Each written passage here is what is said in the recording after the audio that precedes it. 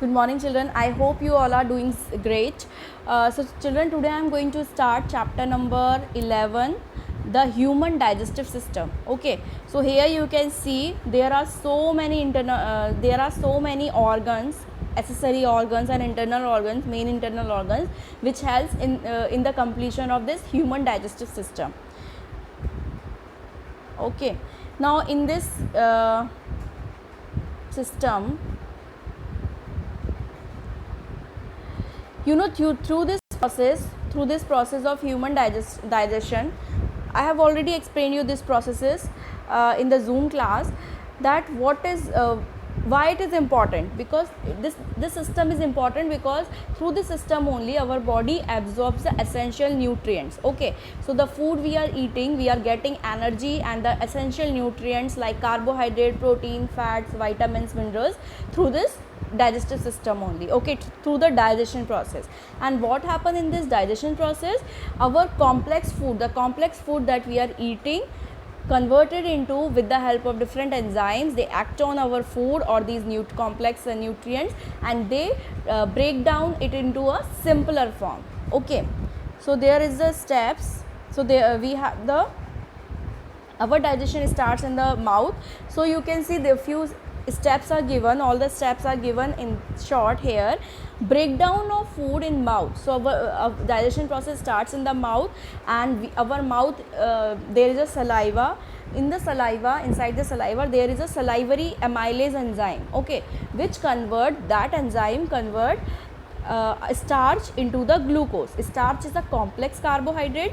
Our body is not able to absorb the starch, so that this enzyme, salivary enzyme, inside the saliva only or mouth cavity only, it turns this starch into the glucose form. Okay, then through the food pipe, esophagus, this digested food pass into the esophagus, and then it goes into the stomach.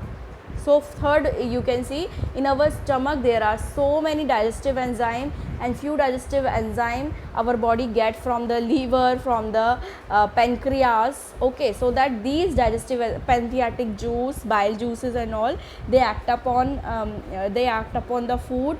HCl is also present in our stomach. So all these and different enzymes, lipases and all, so all these helps in the digestion. Okay, so in the stomach also, even in the that small intestine also, this digestion process get completed. So this complete digestion, remember always complete digestion and the absorption, because you know small intestine, they have the villi. Okay, hair like projections, they have the finger like projection, they have the villi which absorbs the essential nutrients. So it is small intestine. I told you that digestion starts in the mouth, but the complete digestion takes place in the small intestine. Okay, children. Now, then assimilation of absorbed food. Okay, our food get assimilate or absorbed through the villi. Then the waste material is segregated by the large intestine. Okay, so absorption of extra water and waste is collected by the large intestine, and through the anus they removed it from our system. So here in this diagram you can see there are so many organs. So mouth is there, salivary glands are present. I will explain you now. I will show you the picture. Esophagus is there, which is food pipe. Stomach is there, pancreas is there, small and large intestine is there, liver is there, gallbladder is there. So this liver produce the bile juices. Bile juices are basically, you remember that these are the dead bodies of the RBC. RBC have the lifespan 120 days.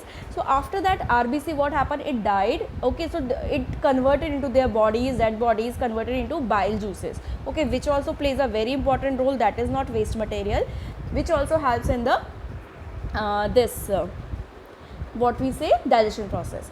Now liver is also, you can say, it is a graveyard of that RBC. Now children, this gallbladder, this bile juice, what is the use of this gallbladder?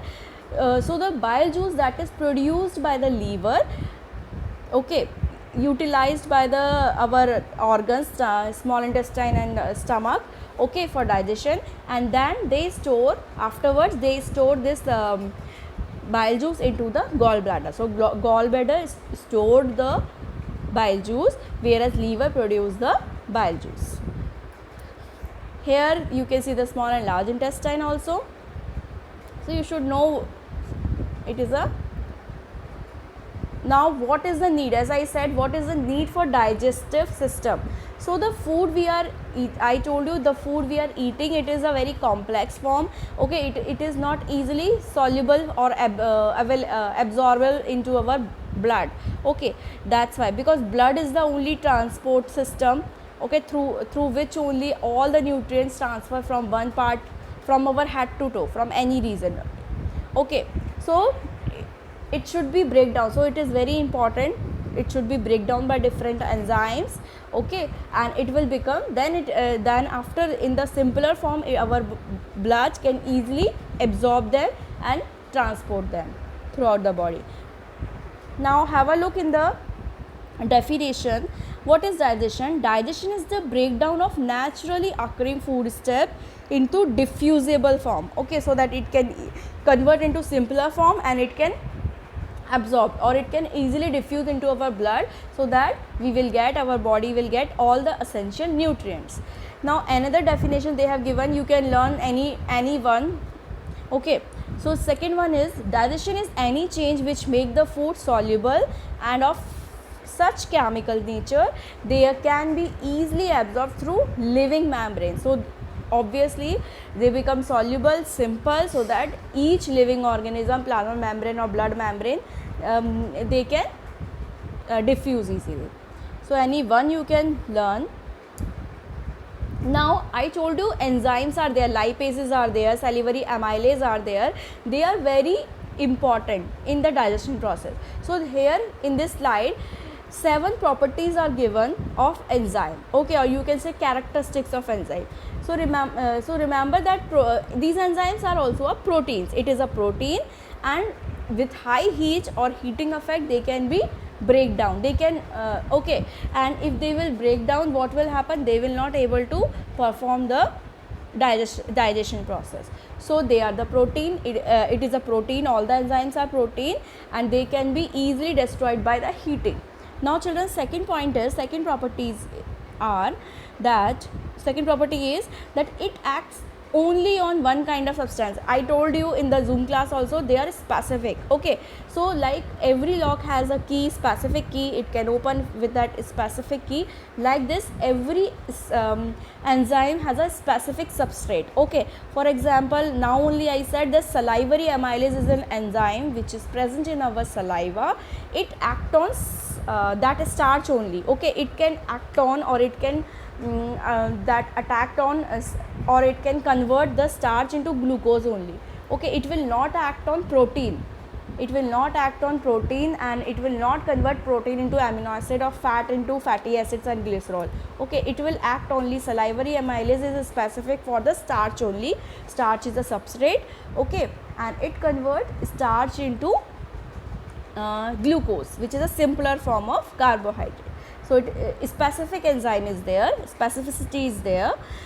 It always forms the same end product from the substrate. Means, for example, salivary amylase always convert starch into glucose, okay. Product will be the glucose, it will not make any other product.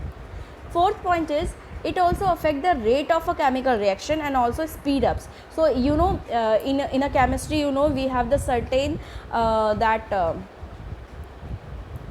certain we have that reactors or few enzymes are there, they speed up the, or we call them catalyst, okay. So these catalysts, what they do, they just increase the speed of the reaction, okay. So remember, it affects, it can slow down, these catalysts can slow down the reaction, and it can increase the rate of reaction. Fifth point is like a catalyst, it can be used again and again. Catalyst, what is the as we know in the chemistry, so many reactions we have learned, like iron is there, molybdenum is there, they act as a catalyst. Their role is to increase the rate of reaction. Okay, they are not involving in the rate of reaction, they are only increasing or decreasing the rate of reaction. The same thing, they can be used again and again. Okay, their role is to increase the rate of reaction either or decrease. Now it acts best only at a particular pH, so they need a particular pH. For example, based on the acidity and alkalinity, okay, they need a particular pH. Then the last point is it acts best within a narrow temperature range. So temperature should always be optimum temperature. Okay, otherwise what will happen, their rate of reaction or they are acting upon that substrate will affect. Okay, so they need a proper pH, particular pH, remember, and temperature also. Temperature range will be in between 35 to 40 degrees Celsius, and above which they will not able to work. So these are the characteristic properties of the enzymes, that they are proteins, they will surely destroyed by heating, they are specific towards the substrate, all the enzymes, and the end product will be remain the same.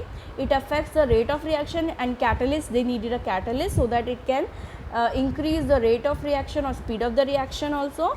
They need a proper particular pH, they will work on a proper particular pH, and they need a optimum temperature for working, efficient working. Okay, so these 7 are the properties of an enzyme. Now the digestive system. So in the lower classes I have explained you alimentary canal. You all know alimentary canal starts from our mouth till the anus. Okay, so we have the alimentary canal. It is a muscular tube which starts from mouth and into the anus. So it is given in the class 6 also. So this tube is 9 meter long and it is very highly coiled. Okay, like in the case of small intestine, you know, it is highly coiled, large intestine also. So, and each organ, for example, if it is a food pipe, its structure and function is different. Okay, and the stomach, its structure and function is different, but all are connected with each other. They are helping in the digestion process, and their function and structure is different. So in addition to the digestive enzyme, glands are located. So these digestive glands, okay, so digestion system consists of 2 parts. Alimentary canal plays a very important role, which start from mouth to anus, and this is digestive gland. So all the pancreas, all the not all the pancreas, we have the one pancreas only. So pancreas, liver, all these salivary glands, all these are the glands which helps in the secretion of, they secrete the digestive enzymes, digestive juices, and they also help. So they are the accessory glands, but they are very helpful in the digestion process. Without these digestive glands, digestion process will not take place. Now children, these glands are located in different region. Okay, like pancreas present below the stomach. Okay, two digestive glands are there, liver and pancreas, they are associated with it, and the 3 salivary glands are there. Okay, which is below our tongue, okay, near our ear area, it is present. These are present. First one is mouth. So mouth, you know, mouth, we have the cavity, we have the teeth, we have the tongue. Okay, so all together, teeth, tongue, and this our muscle cavities of the mouth, they basically helps in the chewing of, grinding. We all know the functions of the teeth. They helps in the cutting, biting, and chewing and grinding. Okay, and basically they mixes our food. So this oral cavity or the mouth cavity is a space where our food is chewed and mixed with saliva. So here you can see. Okay, so this is our mouth cavity. Here you can see this is our mouth cavity. So we have the 3 glands, sublingual glands below our tongue, parotid gland, okay, near our brainy part here, back of the brain, then submandibular gland, okay, near our ear. So these 3 glands, Basically, what is the function of these three glands? These three glands together form a salivary gland. Okay, and salivary glands secrete the saliva. So in a easy language, you can say that all the three glands, parotid, submandibular, and sublingual, they secrete the saliva. Okay, and saliva contains the esophagus. So this is a three glands. Okay, then we have the esophagus. Then we have the stomach. This is the pancreas, you can see. This is the liver. Here is the small intestine, large intestine. You should know that sequence. Okay, then we have this ileum, jejunum, and duodenum. These three are the parts of the small intestine, children.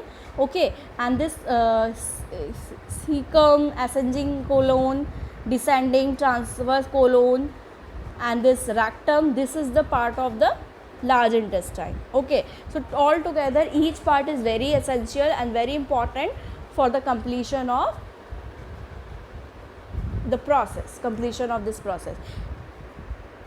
So this is a gallbladder, you can see near the liver. Now, so our tongue, as you know, in the mouth cavity, tongue is there, which helps in the speaking also. We have the taste receptor, which also having the sensation, so that we can taste, okay, and we can touch, we can feel the heat, like this.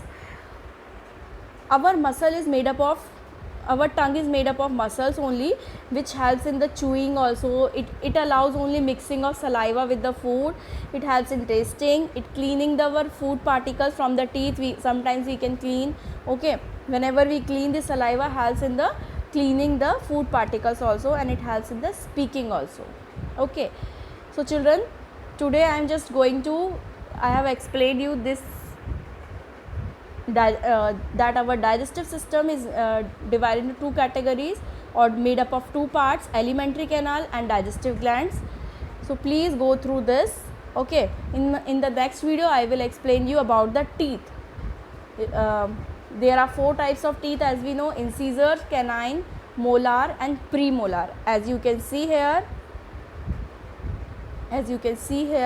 so with all these we can cut, bite, chew, and grind our food particles. So thank you and have a nice day. God bless you all.